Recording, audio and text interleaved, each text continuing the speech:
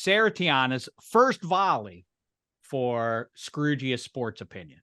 Well, so like I know that I think popular answers would be, the college football playoff, the baseball playoffs, but I don't think those are Scroogey because a lot of Everybody people hate agrees. those. Right. Everybody agrees. I think you gotta talk. The point here's my first one. I don't like 2 weeks off before the Super Bowl. I don't like it. Ooh. Super Bowl, like playoffs and that whole week, all week leading up to the Super Bowl. You got 1 week to prepare. We play the Pro Bowl, whatever flag football game we're playing that week, NFL honor, everything. Nobody gets 2 weeks. We don't need 2 weeks off from football. Give me my football at the end. Let's keep going. How say you, Mark? So I don't think I'm going to have to be Bob Cratchit in this scenario because I would like some time off. And here's why. We call it Black Sunday because it's that Sunday where we've been just inundated with football every weekend since late August. And we're used to this. This is our routine. But every football fan knows there's that sad time of the year, mid-February to August, when we don't have football now. We have maybe some USFL arena stuff, but we don't have the football season as we know it. So here's why I love Black Sunday is because it's kind of practice for us the rest of our lives and to establish the kind of people that we want to be going forward for the next 6 months. Like for a single guy like me, I basically have half the year to find a willing partner. And then that window closes August 15th is usually the trade deadline. And then I'm single through the rest of the football season. So I love Black Sunday. It's just like, hey, this is what I may be doing on Sundays going forward, unless it's, a really good golf tournament. You're like Cam Newton, in other words, just twisting out there as a free agent, ready to be had, just no one wants you. I'm the same as Cam Newton because I'm posting a bunch of sweaty Instagram vids, hoping somebody will notice it. And you look good in hats. I hear you on what you're saying, Tiana. The thing that I've said for now 20 years, quarter century even, instead of the dumb Pro Bowl that nobody likes, and obviously now has gone the way of the dodo bird because no one liked it, why not the toilet bowl, call it whatever you want to call it, the loser bowl, I think is because there are a lot of endorsement opportunities there with Jenny Krager and Weight Watchers or otherwise, and have the two worst teams play each other. And the winner gets the first overall pick in the draft. And then people say, like, why would you who would want to be in that game? Who would want to do that? Then don't play yourself into that spot. And then people say, who would watch that?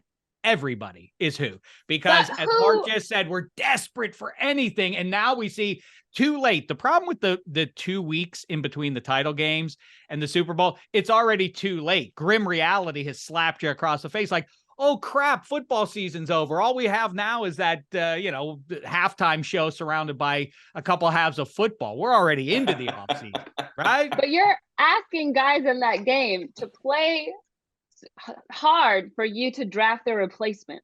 That's right. I have this solved. I have a workaround. I love Dave's premise, and I feel Sarah's concern. So here's how I solve it. You play tackle football, but it's not the players. It's the executives. It's the front office. Suit up the owners, suit up the GM, suit up everybody, all the staff, make them play an actual football game because they're the ones that really want that first draft. So that first overall pick, make them play for it. I love this. Let's take this and run with it. That's a good idea. Maybe we go like, Roman Coliseum and, like a lot of people, I've long been fascinated by who would win as the mascot. I don't mean the human being under the, the costume like Halloween. I mean, an actual lion. Yeah. I mean, like with that, and then you would have Dan a human Campbell. Side. You could have if we had the head coaches do it in the ring, I would watch that too. But like, what if you had a real lion against like the Green Bay Packers are named after meat packers? So, right. That's what they are. Meat. They do meat. What if you threw a meat packer in there against a lion? Let's settle all hash. It encourages you when you're naming your team to get a tough mascot, right?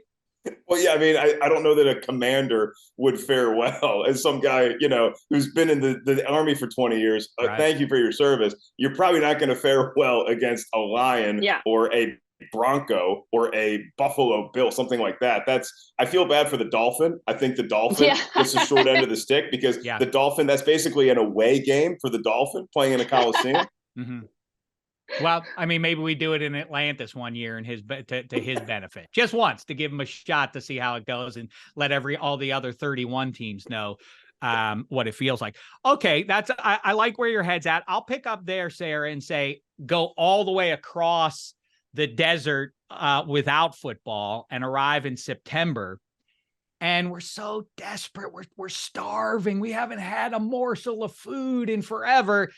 And then the NFL's like, here are some massively important games in week 1 to start the 4.5 months. Like, don't play divisional games in week 1. It's even worse in college football. But what are we doing?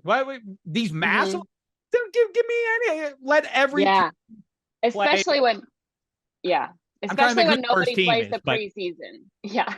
Especially when nobody plays the preseason, We don't need good games. Just get we don't need lobster. Just give us a cracker, a salty. Yeah, I feel like Lions Chiefs was such a fun opener, and that was even just thinking about that matchup that whole week. We were all kind of salivating for what this could be, and maybe you make every opening day game for a team interconference, and you just have an NFC team plays an AFC team, AFC, NFC, and it's just sort of a feeling out process. Because what's going to happen? Are we not going to watch? Are we going to be like, oh, these games suck, so we haven't had football in 6 months, let's wait another week? No, of course we're going to watch. So I like this idea, particularly because a lot of times my team has to open with like Philly, and it's just basically 0-1 on the schedule, and I could use a break from that.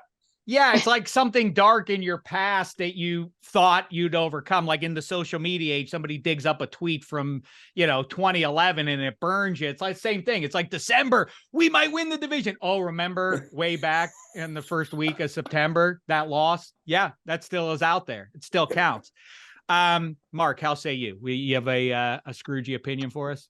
I do. I have, this is my Scroogiest opinion. And look, all the college kids are going to come for me because just as a 43-year-old man, I feel like I'm an actual Scrooge telling kids what to do and what not to do.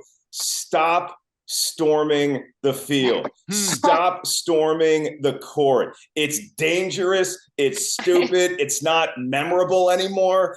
You're basically dragging a goalpost into a lake. Guess who pays for that? Us, the taxpayers. The adults in the city have to pay for that goalpost to get out of the lake and back onto the field. I can't stand kids anyway. And the fact that they run on there, because you just lost a heartbreaking game as a player. And now you're like, oh, well, I guess I'll go congratulate. Oh, no, wait, I'm being mobbed by tens of thousands of drunk losers who are running on there when they should be studying for their economics exam.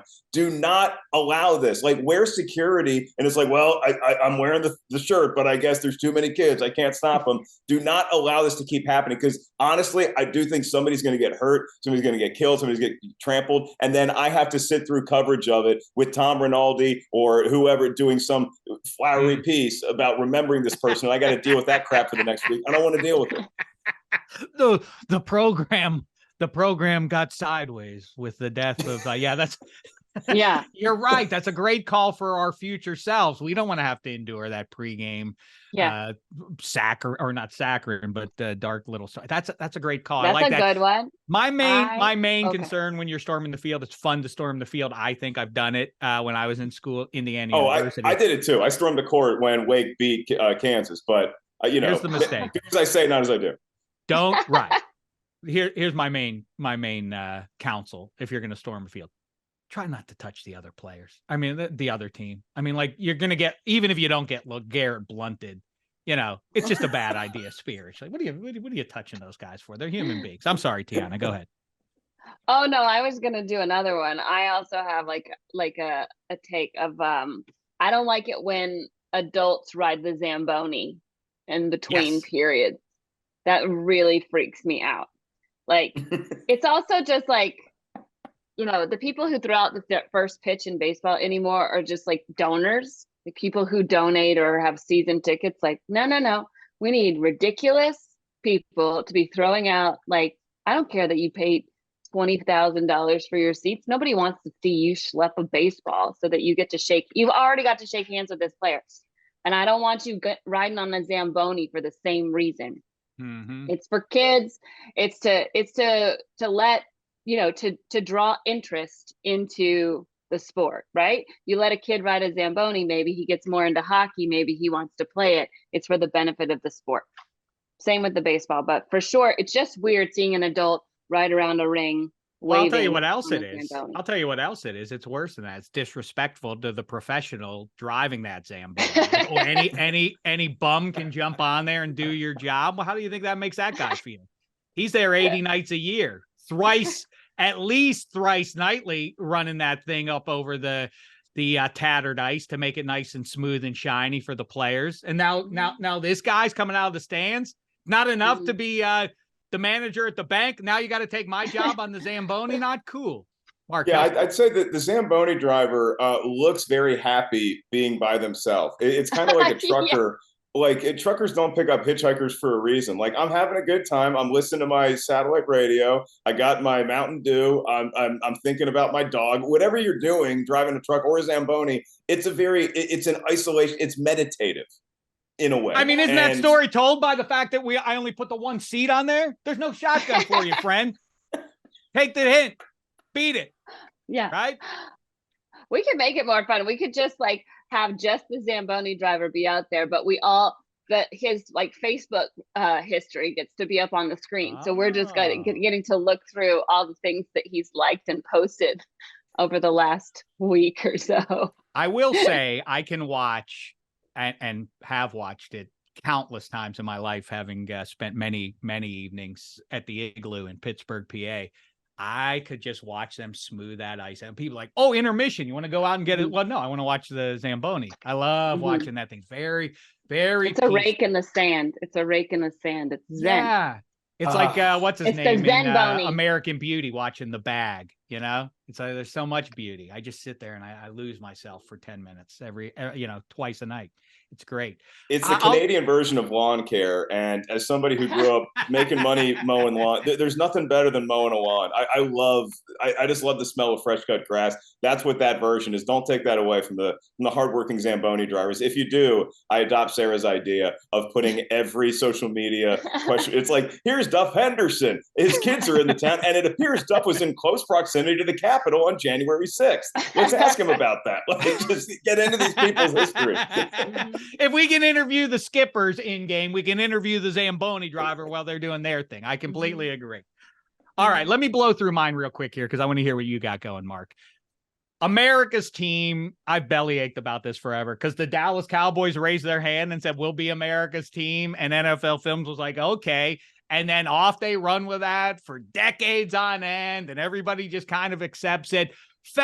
It should be a moving award, first of all. If the ESPYs is going to honor everything else, it should be like, who's America's team this year? Or you do it at the start, like January 1, we all submit our ballots, American Idol style, and we decide who's America's team this year. Dallas Cowboys just don't get to claim it. I mean, it's outrageous stuff. I don't like that.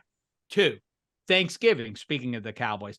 I get it. Again, the Lions and Cowboys are like, we'd like to play on Thanksgiving. And they said, we'll do it. And they said, okay, those games are yours forever. Everything moves for money. Why are we stuck with the Lions every year? The Cowboys are generally okay, but why do we have to suffer through the Detroit Lions? That's your thing, Motor City. You made your bed with that team. Why the rest of us have to suffer through that? I don't know. I'm over the outdoor hockey game on January 1st. Love puck. Wow. It's an enjoyable aesthetic to look at, but from everyone who's ever attended one of those, everybody says the viewing experience sucks. The quality of the game always sucks because the ice is terrible. And it's where Sidney Crosby took a mid-prime concussion that really derailed his career from being even higher up in the all-time rankings. Right. You mentioned preseason. Well, I think some people like preseason polls in college football. I hate them because, of course, part of the human condition is confirmation bias. And so, of course, if you have Georgia #1, even if they struggle to get past Missouri and beat them by 4 points, you're like, well, I had them at #1. Now they have to stay there. Even worse, Alabama loses a game and you're like, yeah, but we all know. Yeah, keep them there. Keep them there. Yeah. It's the equivalent of like the Niners and Cowboys in the early 90s playing in the NFC title game. And we know they're the 2 best teams. And then one loses. It's like, Well, now you got to go play the San Diego Chargers for the Lombardi Trophy. Like, nah, come on. We know the Cowboys are better than the Chargers. Just send them to the Super Bowl. That's not the way the world works. And you mentioned Super Sunday. It should be a Super Saturday. That's my little list there. I could go on and on. Oh, also March Madness is overrated. It's fun to watch. It's a great viewing experience. It's a poor way of determining who the best team in the land is. Mark Ellis, how say you? Okay. Wow, just handed me that hot potato. Shots fired. Yeah, right. Just going after my heart with March Madness. Those 3 weeks. I mean, love it.